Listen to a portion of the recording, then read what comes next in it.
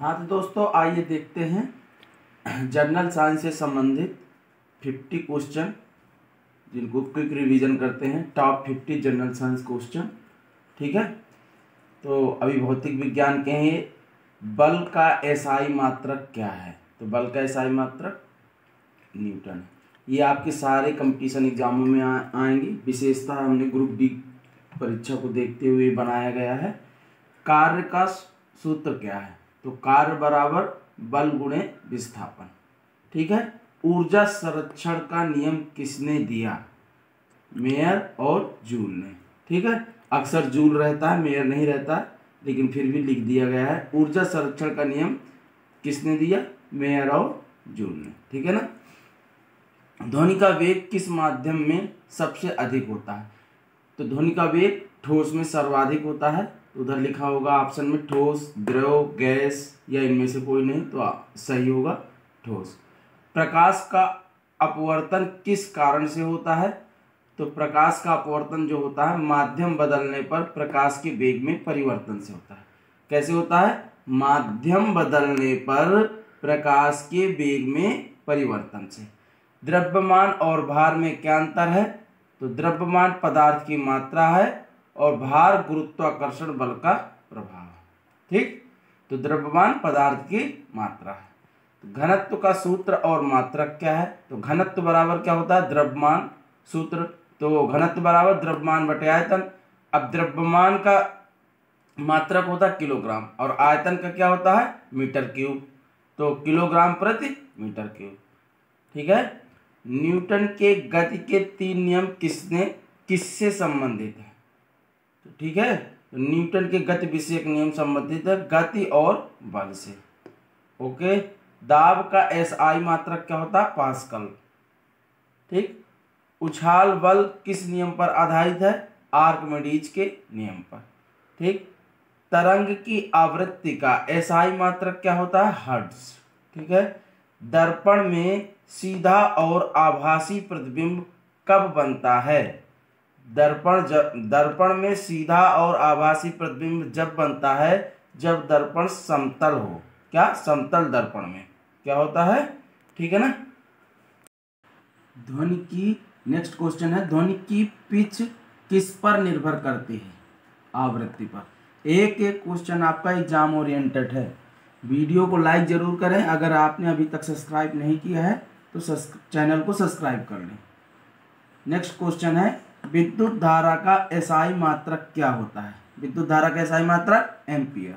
ओम का नियम क्या है? V बराबर IR, जहां पर V क्या है? वोल्टेज, I क्या है? धारा, R क्या है? प्रतिरोध। कभी कभी ऐसा भी क्वेश्चन पूछता है, दे देगा V बराबर IR। यहाँ पर R से क्या, R किस चीज से संबंधित है? तो R प्रतिरोध से संबंधित है, ठीक है। वहां धारा, वोल्टेज सारी चीजें दे देगा। ट्रांसफार्मर का क्या उपयोग है?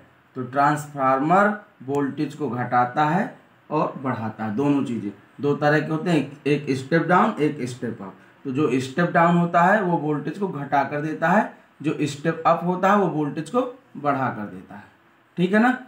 वोल्ट मीटर को परिपथ में कैसे जोड़ा जाता है? तो वोल्ट मीटर जो होता है, जो वोल्टेज मापने के कार्य में आता है, वह समांतर क्रम में, पैरेलल में जोड़ा जाता है, ठीक है ना।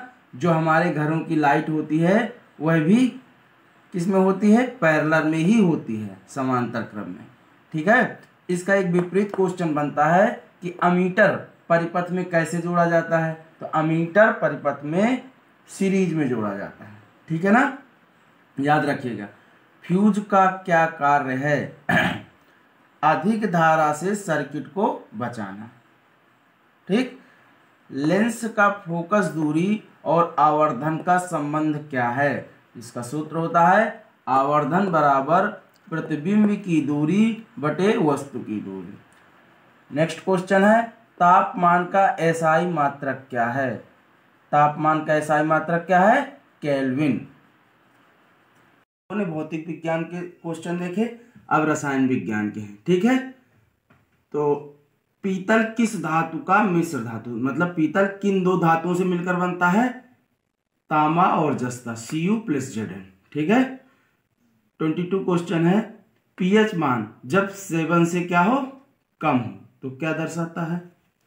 तो पीएच वैल्यू जब 7 से क्या हो, कम हो, तो विलयन क्या होता है हमारा, अम्लीय होता है। यदि पीएच वैल्यू 7 से ज्यादा हो तो विलयन क्या होगा, क्षारीय होगा। और जब पीएच वैल्यू 7 होगा तो विलयन क्या होगा, उदासीन होगा। ठीक है। 23 क्वेश्चन, लाल फास्फोरस का उपयोग कहां पर करते हैं। यह ऐसा क्वेश्चन आता है, लाल फास्फोरस का उपयोग किस उद्योग में काम में आता है, तो माचिस बनाने के या माचिस उद्योग में। ठीक है ना।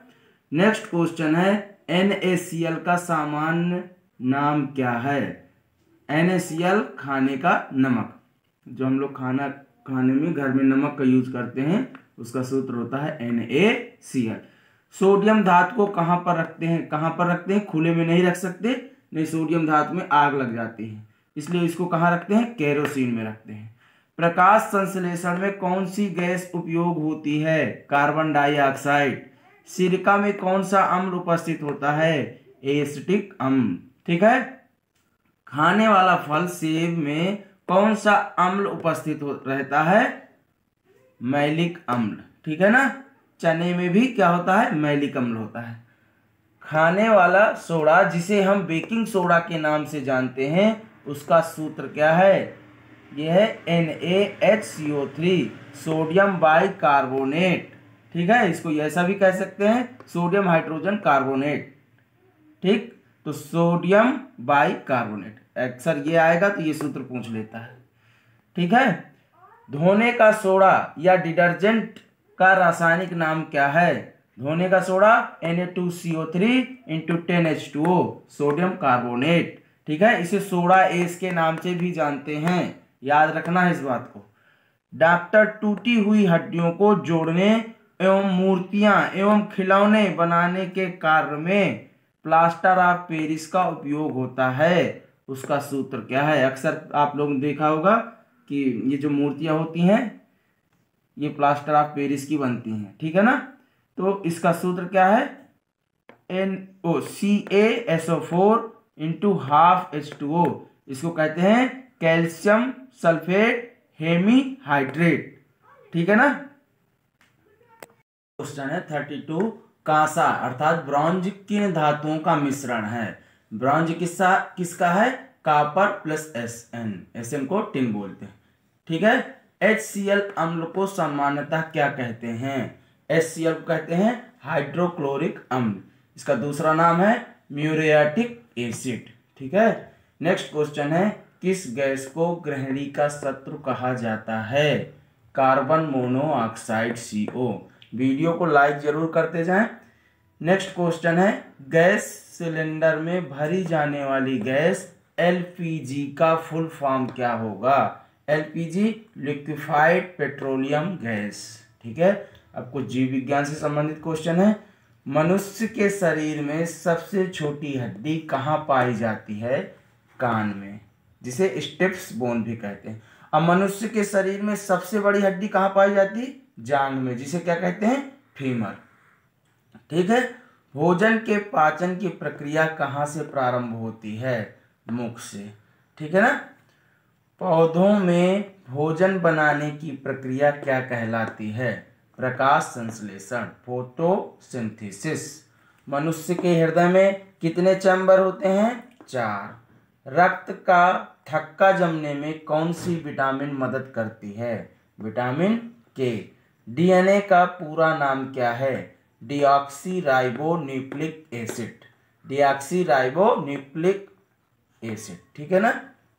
माइटोकॉन्ड्रिया की खोज किस वैज्ञानिक ने किया था, अल्बर्ट वान कोलिकर ने किया था। ठीक है।